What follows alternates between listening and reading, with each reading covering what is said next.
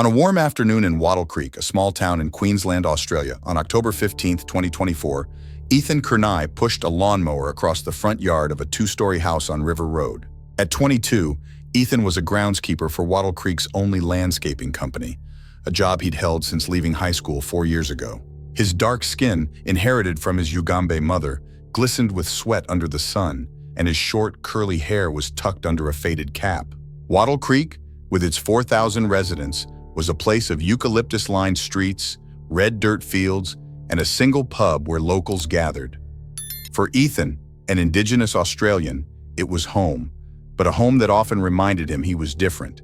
The house belonged to Greg Lawson, a retired mechanic who'd hired Ethan's company for weekly maintenance. Greg was outside, tinkering with a rusted ute in the driveway, his radio blaring classic rock. As Ethan finished the lawn, Greg waved him over. "Good job, mate," he said, tossing Ethan a bottle of water. "You're quick for one of your lot."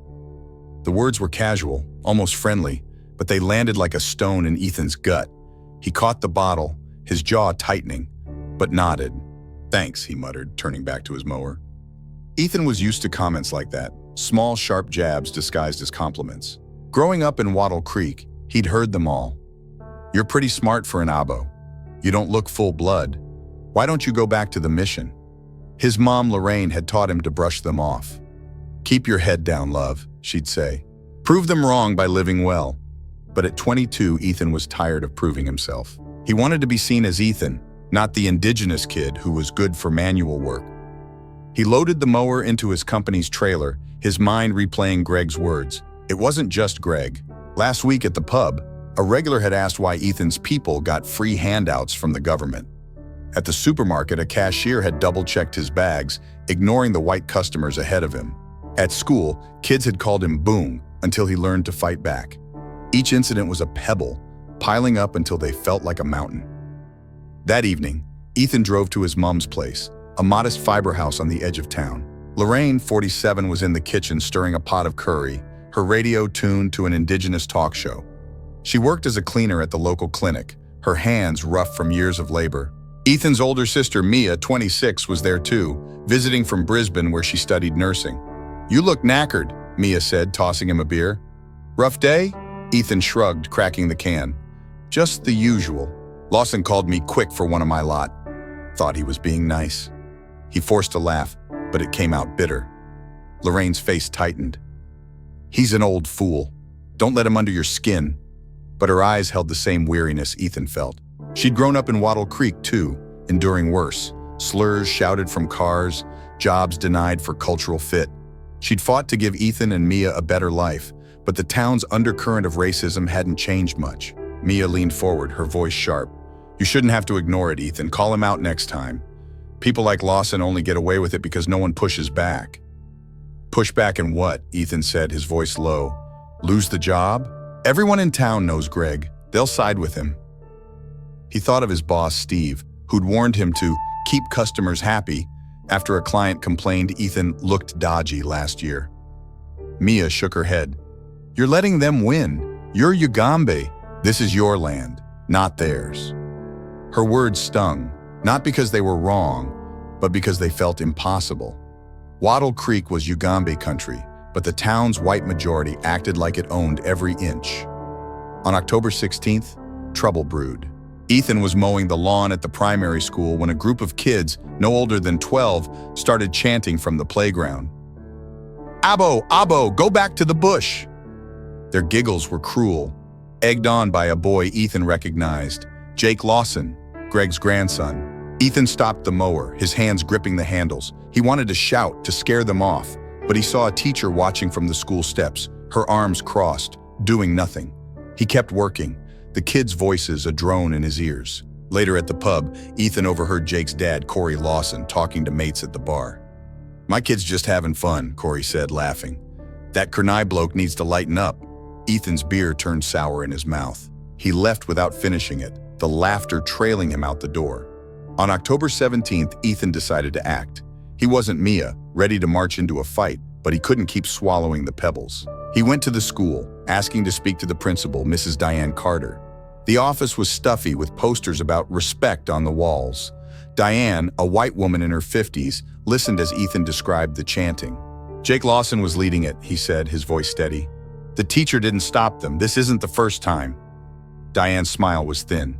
Kids can be silly, Ethan. I'm sure Jake didn't mean harm. We'll talk to him, but let's not blow this out of proportion. She paused, her eyes flicking to his work boots. You're not a parent here. Maybe focus on your job? Ethan's face burned. I'm part of this town. My sister went to this school. Those kids are learning to treat us like dirt. His voice rose, but Diane's expression didn't change. We'll handle it, she said, standing to end the meeting. Thank you for bringing it up. Ethan left, his fists clenched, knowing nothing would change. Jake's family was Wattle Creek royalty. Corey owned the town's biggest auto shop, and Greg was a local legend. Ethan was just the groundskeeper. That night, Ethan told Lorraine and Mia about the school. Mia slammed her hand on the table. They're protecting that brat because he's a Lawson. You need to go public, Ethan.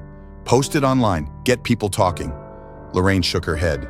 That'll make it worse, Mia. This town doesn't forgive. But Ethan saw the fire in Mia's eyes and felt it spark in himself. He wasn't sure how, but he couldn't stay silent anymore. On October 18th, Ethan found a note tucked under his truck's wiper at a job site. Mind your place, black fella. The words were scrawled in blue pen, the paper torn from a notebook. His heart raced as he scanned the street. Empty, save for a kid on a bike in the distance. He pocketed the note, his hands shaking, and drove to the police station. Senior Constable Ellen Hayes, a white officer in her 40s, took his statement. We'll look into it, she said, her tone flat. But these things are hard to trace. Could be a prank. Ethan's jaw tightened. A prank didn't leave him checking his mirrors all the way home. When he showed Mia the note, her face hardened. This is because you went to the school. They're trying to shut you up. She pulled out her phone. I'm posting this. People need to know what Wattle Creek's really like. Ethan hesitated, Lorraine's warning in his head, but nodded. Do it, he said. I'm done hiding. By evening, Mia's post on a local Facebook group had 200 shares. My brother Ethan Kernai is being targeted for being indigenous, she wrote, including a photo of the note. Comments poured in, some supportive. This is disgusting, Ethan's a good bloke. Others vicious, he's making it up for attention. Ethan's phone buzzed with texts from co-workers, some checking on him, others warning him to cool it. Steve, his boss, called. Mate, this post is stirring things up. Clients are talking. Keep it low, yeah? Ethan hung up, his chest tight. He'd wanted to be heard, but now he felt exposed, a target in a town that didn't want to listen. On October 19th, 2024, Ethan Kernai woke to the buzz of his phone in his mom's fibro house on the edge of Wattle Creek. The screen glowed with notifications, texts, missed calls, and a flood of comments on Mia's Facebook post exposing the racist note left on his truck. Mind your place, black fella. By morning, the post had over 500 shares, splitting the town like a cracked riverbed. Some comments were supportive. This is shameful, Ethan deserves better. But others were venomous. He's playing the race card, always whining these people. Ethan's stomach churned as he scrolled, each word a reminder that Wattle Creek saw him as an outsider despite his Ugambe roots in this land. Lorraine, frying eggs in the kitchen, noticed his tense silence. Turn it off, love, she said, her voice soft but firm. Those keyboard warriors aren't worth your energy. But Ethan couldn't look away. A comment from Corey Lawson, Jake's dad, stood out. Kernai's stirring trouble. Wattle Creek doesn't need this drama. Ethan's grip tightened on the phone. Corey's auto shop was a town hub, his word carrying weight. If he was against Ethan, others would follow. Mia, who'd stayed over after posting, was unapologetic. Let them talk, she said, sipping tea. They're showing who they are. You did the right thing, Ethan. But Ethan wasn't sure. His boss, Steve, had already warned him to keep it low, and 2 clients had canceled lawn jobs yesterday citing scheduling issues. He felt the town's eyes on him, judging, waiting for him to back down. At work that day, the air was thick with tension. Ethan's landscaping crew, 3 white guys, all locals, barely spoke to him as they loaded mowers into the trailer. Normally, they'd joke about footy or the heat, but today their silence was a wall. When Ethan asked his coworker Lachlan for a hand with a hedge trimmer, Lachlan muttered, "Handle it, mate. Don't need more drama." The word drama stung, echoing Corey's comment. Ethan worked through the day as cap pulled low, but the isolation was heavier than the Queensland sun. That afternoon, at a job on Acacia Street, Ethan found another note under his truck's wiper. Shut up or else. The handwriting matched the first. Blue pen, jagged letters. His heart raced as he scanned the quiet street, seeing only a dog barking behind a fence. He pocketed the note, his hands shaking, and drove straight to the police station. Senior Constable Ellen Hayes took the report, her expression tired. We're looking at the first note, she said, sliding the new one into an evidence bag. But no cameras, no witnesses, it's tough. Any enemies you can think of? Ethan's jaw tightened. Corey Lawson's been talking crap online. His kid Jake started this at school. Ellen nodded, jotting a note. We'll talk to him. But Ethan, that post, it's riling people up, might want to cool it. Her words echoed Steve's, and Ethan left the station feeling more alone. Cooling it meant staying silent, letting the notes, the slurs, the stares win. That evening, Ethan's boss called him into the office, a cramped shed behind the landscaping yard. Steve, a wiry man in his 50s, leaned back in his chair, a frown creasing his face. Ethan, you're a good worker, but this social media stuff's killing us. 3 more clients pulled out today. They're saying you're trouble. He paused, rubbing his neck. I gotta put you on leave, mate. Paid for now, but we need this to blow over. Ethan's chest tightened. Trouble? I'm the one getting notes, Steve. I didn't start this. His voice rose, but Steve held up a hand. I know, but business is business. Lay low, let it die down. Steve's eyes avoided Ethan's, and Ethan knew there was no arguing. He left the shed, his work boots heavy on the gravel. Paid leave was a bandage on a wound that kept bleeding. His job, his place in Wattle Creek, was slipping away. At home, Mia was furious. They're punishing you for speaking out, she said, pacing the living room. We need to go bigger, contact the media, get a lawyer. Lorraine, washing dishes, shook her head. Mia, that'll make him a bigger target. Ethan, maybe step back, for now. Her voice was heavy with the weight of years spent navigating Wattle Creek's prejudice. Ethan sat on the couch, the notes burning a hole in his pocket. I'm not stepping back, he said, his voice low but firm. But I don't know what to do. Mia sat beside him, her hand on his shoulder. We'll figure it out. You're not alone. For the first time, Ethan felt a spark of her fire. He wasn't alone, not with Mia, not with Lorraine, not with the strangers online who'd called him brave. On October 20th, the spark grew. A local indigenous elder, Auntie Grace, who ran a cultural center in a nearby town, messaged Ethan after seeing Mia's post. Come talk to us, she wrote. We've been through this. We can help. Ethan drove to the center that day, a low brick building with murals of Dreamtime stories. Auntie Grace, 65, with gray hair and sharp eyes, listened as Ethan shared his story, the school, the notes, the job. This town's got a long memory, she said, her voice steady. But so do we. You're Uganda. This is your country. Don't let them forget it. Auntie Grace connected Ethan with a lawyer in Brisbane who worked pro bono for Indigenous rights cases. She also suggested a community meeting at the center, inviting Wattle Creek residents to discuss racism. Show them who you are, she said. Not everyone's against you. Ethan agreed, though fear gnawed at him. A meeting could bring allies. Or more notes, more trouble. On October 21st, the backlash hit harder. Ethan's truck, parked outside his mom's house, had its tires slashed overnight. No note this time, just 4 gashes in the rubber, a silent message. Lorraine's face was pale as she called the police, but Ethan's anger drowned his fear. They're scared, he told Mia, his voice shaking. Scared I'm not shutting up. Mia nodded, her eyes fierce. Good, let's keep them scared. Ellen Hayes arrived, taking photos of the tires. This is escalation, she said, her tone grim. We're looking at Corey Lawson and his mates, but we need evidence. Keep your doors locked, Ethan. Her words were a cold reminder. Wattle Creek wasn't safe anymore. Ethan spent the day replacing the tires, dipping into savings he couldn't afford to lose. At the store, the cashier who'd once checked his bags now avoided his gaze, and Ethan felt the town's walls closing in. That night, Mia posted about the tires, tagging the local police and news outlets. The post went viral in Wattle Creek, with 1,000 shares by morning. A few locals, mostly younger ones, reached out, offering support. A barista at the cafe slipped Ethan a free coffee, whispering, I saw the post. You're brave. But the hate grew too. A new comment on Mia's post read, Kernai's done. Leave town or regret it. Ethan's hands shook as he read it, but he didn't tell Lorraine. She was already scared enough.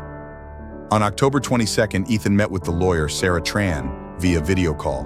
Sarah, a Vietnamese Australian with a sharp mind, reviewed the notes and police reports. "You've got a case for harassment," she said. "Maybe a civil suit if we can link it to someone like Corey. But it's a long road and Wattle Creek won't make it easy. Are you ready?" Ethan thought of his mom's weariness, Mia's fire, the slashed tires. "I'm ready," he said, his voice steady for the first time in days. As he hung up, Auntie Grace called. The community meeting was set for October 25th at the Cultural Center. "Bring your family," she said. "We'll show Wattle Creek what Ugambe's strength looks like." Ethan nodded, but as he looked out at the darkening street, he felt the weight of the fight. He wasn't just up against Corey or Jake. He was up against a town, a history, a system that wanted him silent. But he was Ugambe, and this was his country. He wasn't going anywhere. On October 23rd, 2024, Ethan Kearney stood in the backyard of his mom's fibro house in Wattle Creek, Queensland, staring at the eucalyptus trees swaying under a bruised evening sky. The weight of the past week, the racist notes, the slashed tires, his forced leave from work, pressed against his chest like a stone.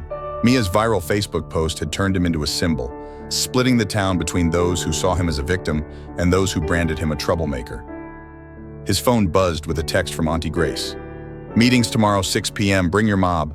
We're ready." Ethan's stomach twisted. The community meeting at the Cultural Center was a chance to be heard, but it also felt like walking into a storm. Inside, Lorraine was ironing Ethan's best shirt, her hands steady despite the worry in her eyes. "You sure about this, love?" she asked, smoothing the fabric. "That post's already got people riled. This could make it worse." Mia, scrolling her phone at the kitchen table, looked up. "Worse how, Mom? They're already slashing his tires. Ethan's got to show them he's not scared." Her voice was fierce, but Ethan saw the strain in her face. She'd been getting hate messages too, threats to watch her back in Brisbane. Ethan sat, his hands restless. "I'm not scared," he lied, his voice low, "but I don't know if this'll change anything. Corey Lawson's got half the town on his side." He thought of the latest comment on Mia's post, from an anonymous account. "Kearney's gonna learn his lesson." The words echoed the notes. "Mind your place. Shut up or else." And Ethan felt their threat in his bones. Lorraine set the iron down. "You're Ugambe, Ethan. This is your country no matter what they say. But you don't have to fight alone. We're with you." Her words were a lifeline, pulling him back from doubt. Ethan nodded, gripping the edge of the table. He wasn't alone. Not with Lorraine, Mia, Auntie Grace, or the handful of locals who'd reached out. But Wattle Creek's anger was a living thing, and he wasn't sure he could outrun it. On October 24th, Ethan's day started with a blow. Steve, his boss, texted, "Leave's unpaid now, too many clients dropping. Sorry, mate." Ethan stared at the message, his savings already drained by the tire replacements. Losing his income was a gut punch, but the sorry stung worse. Steve wasn't sorry, just covering his own back. Ethan didn't reply. He threw himself into preparing for the meeting, helping Mia print flyers at Lorraine's old printer.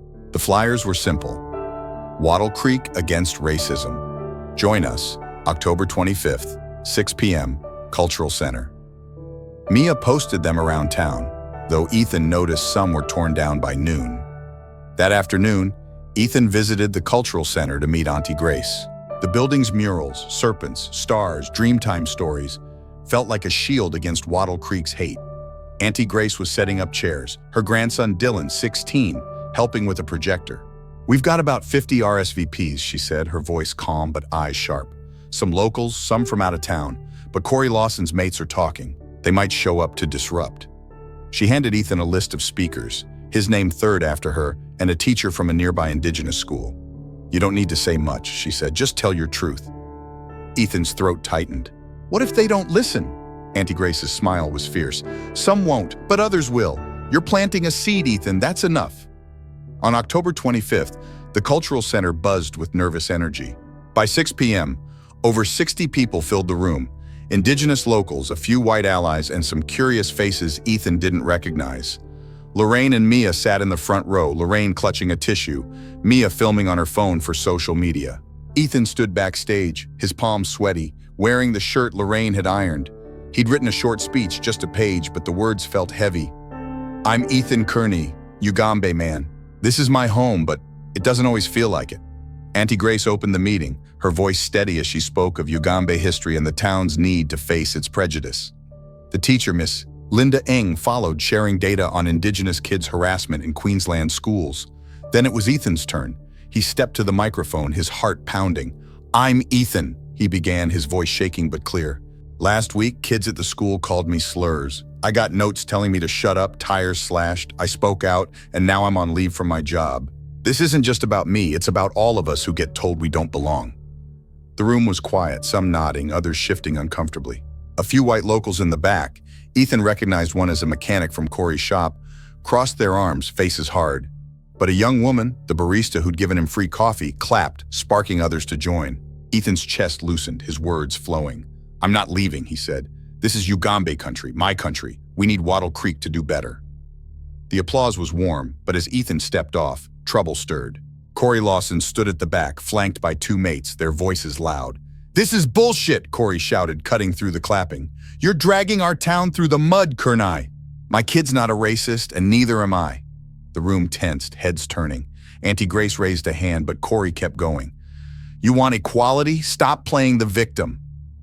Mia jumped up, her phone still recording. "Your kid called him slurs, Corey. You're defending that?" Lorraine grabbed Mia's arm, whispering, "Sit down," but Mia shook her off.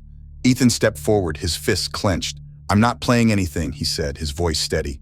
"Jake started this. You're protecting him, and it's hurting my family." Corey's face reddened, but before he could reply, a woman in the audience, Karen, a local shop owner, stood. "I know Ethan," she said, her voice calm. "He's worked my garden for years. He's a good man. This town's got a problem, and it's not him." Her words shifted the room, more voices murmuring agreement. Corey's mates tugged his arm and they stormed out, the door slamming behind them. The meeting continued, with others sharing stories. Indigenous locals, a Filipino nurse, a mixed-race teen. Ethan sat, his pulse still racing, but Karen's support and the applause lingered. Mia's video of his speech posted live was already spreading, with comments calling him brave and real. But as the meeting ended, Ethan saw a new message on Mia's phone. "Kernai's dead meat."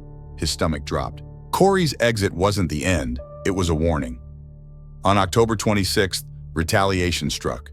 Ethan woke to find his mom's front door spray-painted with "Abo out" in black. Lorraine's hands shook as she called Ellen Hayes, who arrived with a forensic officer to collect samples. "This is connected," Ellen said, her voice grim. "We're pulling Corey in for questioning. Stay vigilant, Ethan." The paint was fresh, the letters dripping, and Ethan felt the town's hate seeping into his home. That day, Ethan's lawyer, Sarah Tran, called. "The notes, the tires, now this, it's a pattern," she said. "We're filing for a protection order against Corey and pushing harassment charges. Mia's posts are helping, public pressure's building, but she warned, this'll get uglier. Small towns don't like being called out." Ethan nodded, though fear gnawed at him. He thought of Lorraine's pale face, Mia's defiance, the barista's coffee. He was Ugambe, and this was his country. But the fight was carving pieces from him. By evening, a small group of supporters, Karen, the barista, and a few meeting attendees, dropped by Lorraine's house with food and kind words. "You're not alone," Karen said, handing Ethan a casserole. But as they left, Ethan saw a car slow past the house, its driver hidden in the dusk. He locked the door, his heart heavy, and sat with Mia's latest post playing on his phone. His speech had 2,000 views, and Wattle Creek was listening, some with open hearts, others with clenched fists. On October 27, 2024, Ethan Kernai stood in the kitchen of his mom's fibro house in Wattle Creek, Queensland, scrubbing black paint from his hands. The "Abo out" graffiti on their front door, discovered the previous day, had been covered with primer, but its shadow lingered, a fresh wound in a town that kept cutting.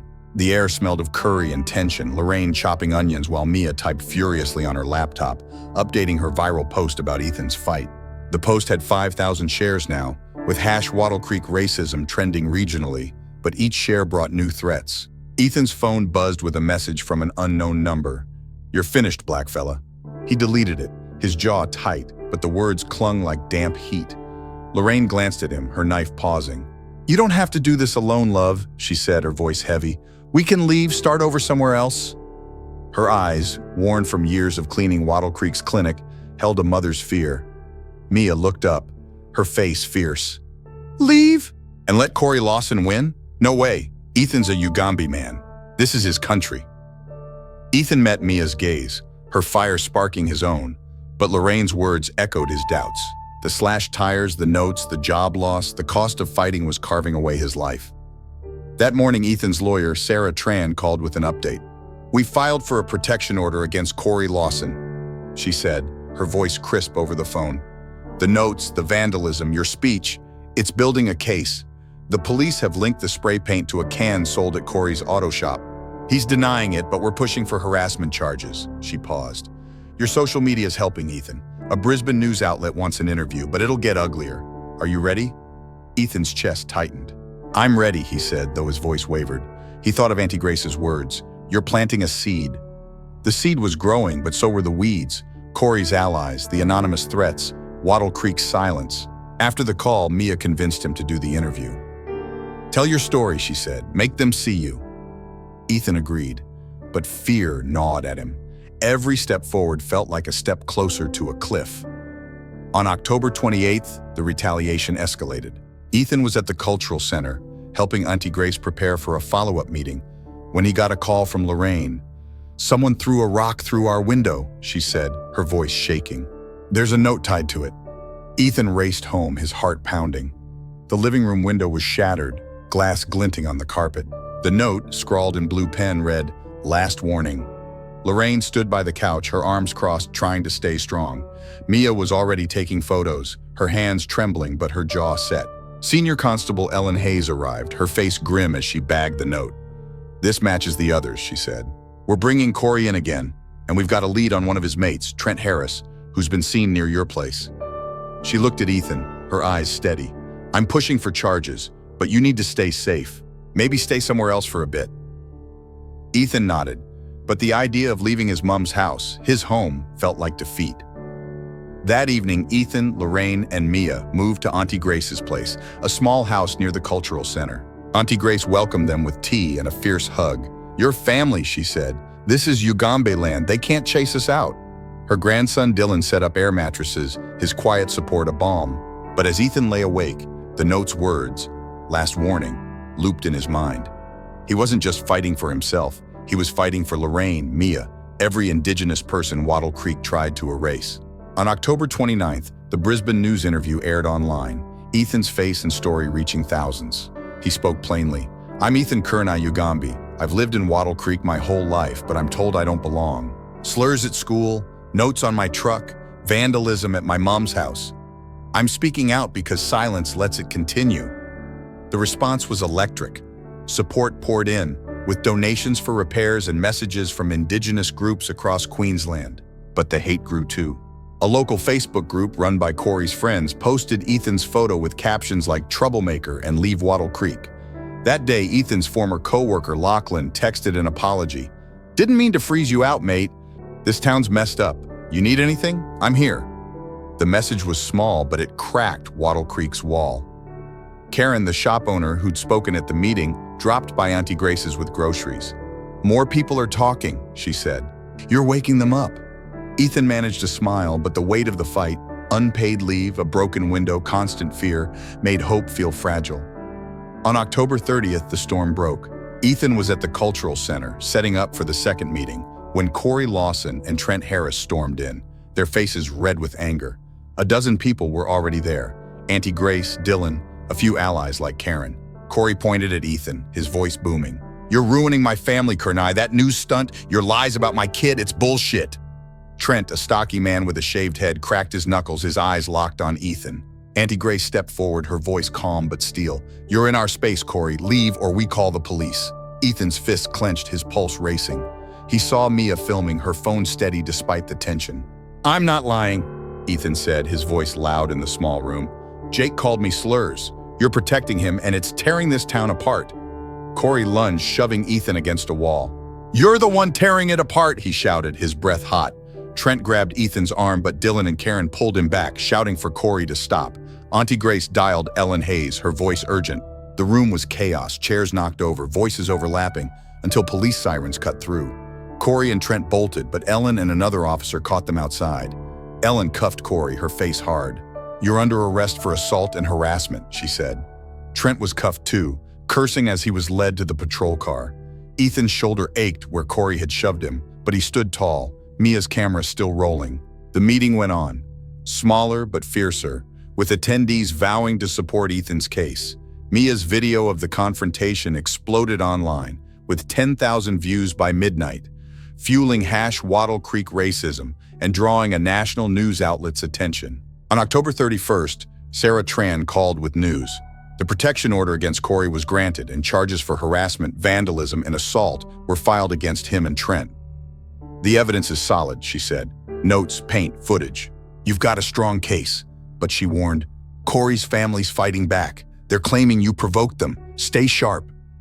Ethan nodded, though exhaustion weighed him down. His job was gone. Steve had texted, "Can't bring you back, too much heat," and repairs had drained their savings. That evening, Ethan sat with Lorraine, Mia, and Auntie Grace at the Cultural Center, a plate of damper between them. The national news had picked up his story, and a crowdfunding campaign raised $5,000 for the family. Wattle Creek was changing. Karen's shop started a support local campaign, including Ethan's name, and Lachlan dropped by with a job lead at a landscaping firm in a nearby town. But threats still came. Anonymous calls, a brick left on Auntie Grace's porch. The fight wasn't over. Ethan looked at Lorraine, her tired eyes proud. "I'm sorry, Mom," he said. "This got bigger than I meant." She took his hand, her grip firm. "You did right, love. You're Ugambi. You're home." Mia grinned, uploading another post. "We're just getting started, bro." On November 1st, Ethan drove to a new job interview, his truck's new tires humming on the highway. Wattle Creek's red dirt field stretched around him, Ugambi country under a wide sky. The notes, the paint, the shoves, they'd left scars, but so had the support, the voices saying his name. He wasn't just Ethan Kurnai, the groundskeeper. He was a seed growing in his own land, and Wattle Creek would have to reckon with that.